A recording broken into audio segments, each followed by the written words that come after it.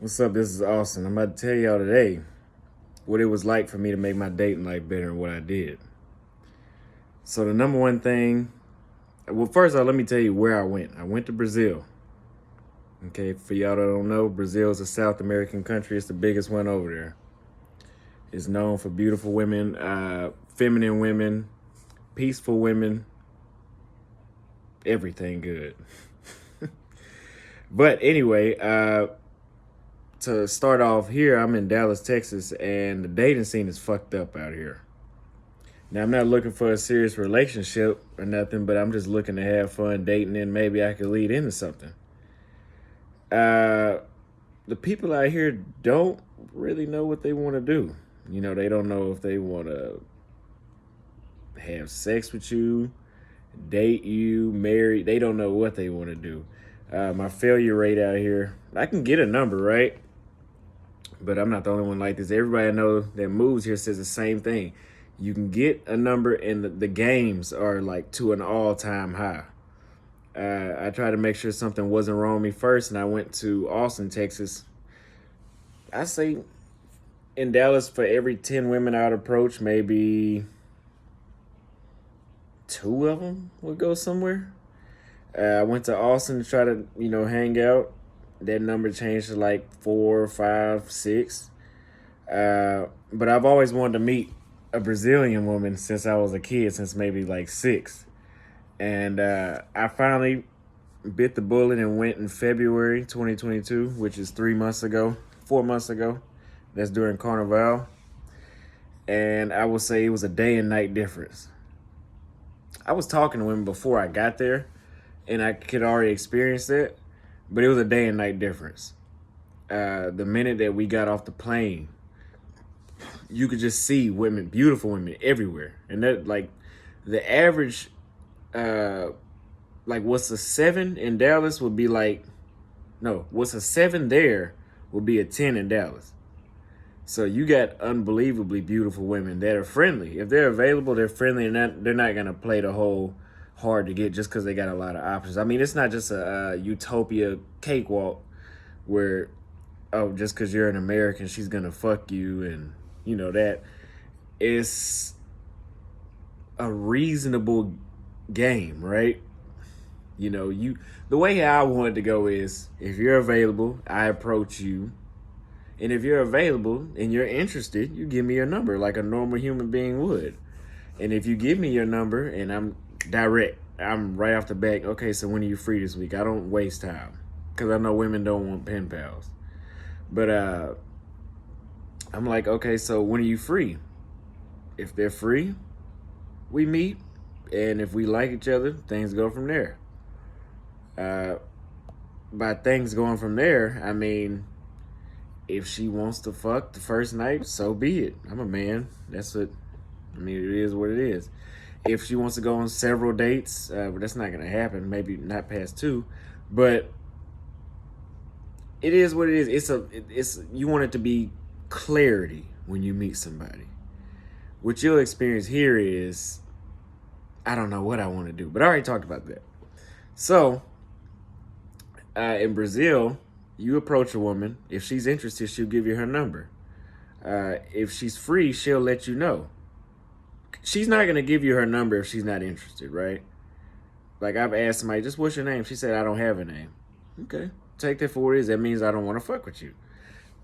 On to the next. There's 1,000 of them out there.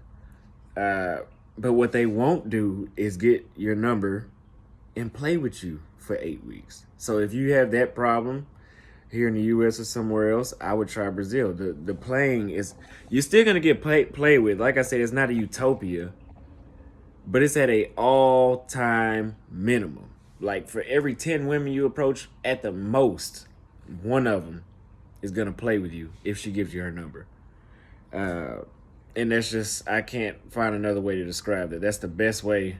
That's the most honest way I can describe that. What is their behavior like? So for one, they're not masculine, right? I mean, these are not absolute. You might find some, but for the majority of the time, you won't find masculine women. You won't have a problem holding open the door. They're going to make you pay for the meal. What I do notice is they don't walk on the inside of the street. I always make someone walk on the inside of the street when I was in Brazil, and they were like, "Why do you do that?" Well, so that way I could die first and you die second.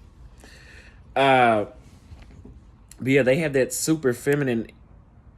They have that super feminine energy that we've been losing here in the United States. The roles are being reversed here. You got men starting to act like bitches, and you got women starting to act like men.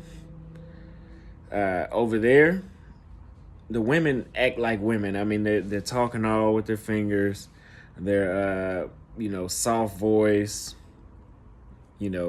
Smile. They smile at you. We're losing that too. They smile at you. If they're interested, they'll smile at you. They'll wave at you. They'll do the whole movie shit, some shit you would see on a movie. And it's not because you're American, right? A lot of people would speak Portuguese to me and be surprised when I told them I was American. So they thought that I was from around there too, but that's not they don't want, a lot of them don't want to leave Brazil. One. So that's the whole green card shit out the window. How are you going to get a green card if you don't want to leave your country? That's number one. They are there. You will find them. I'll tell you a story in a minute, but no, the whole, just because you're American, isn't Colombia or Dominican Republic where they're known for using American men.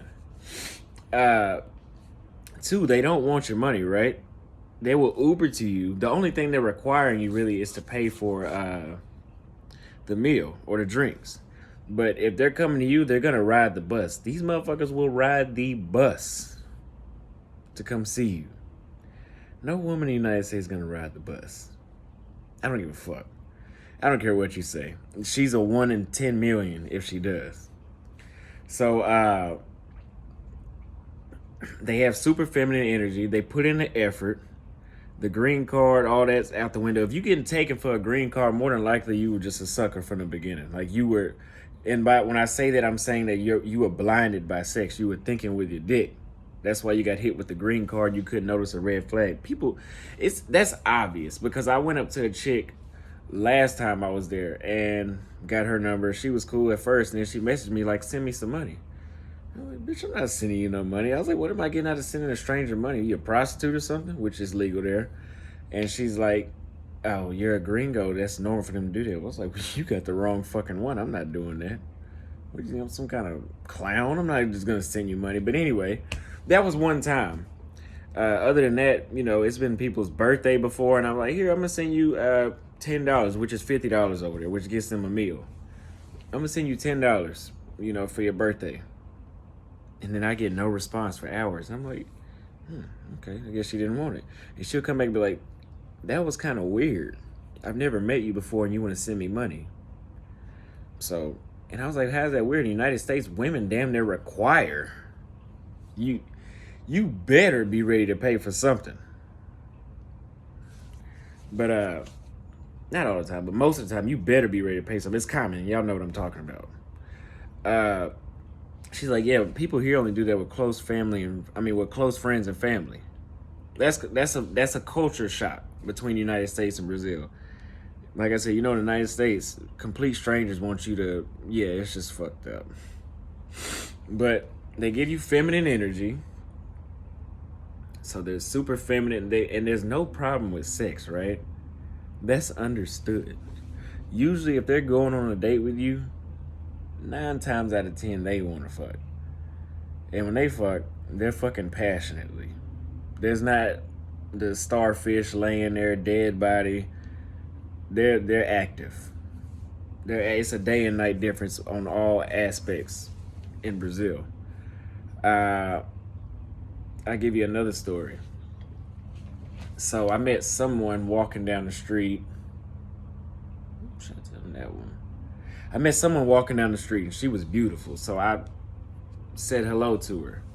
And she kind of looked at me and kind of looked like, and so I was like, "Oh, I'm very good at reading body signals." So I was like, okay, well, she's not interested. I ain't gonna try anymore. So my homeboy went to chase her. He chased her, and surprisingly, she said, "Tell your homeboy to come here." So, oh, okay. So I went over there, asked her what her name was, and introduced myself and told her I wanted to know her. And later on, when I left, she was like, this is like 2 hours later, she's like, You know I really wanted to kill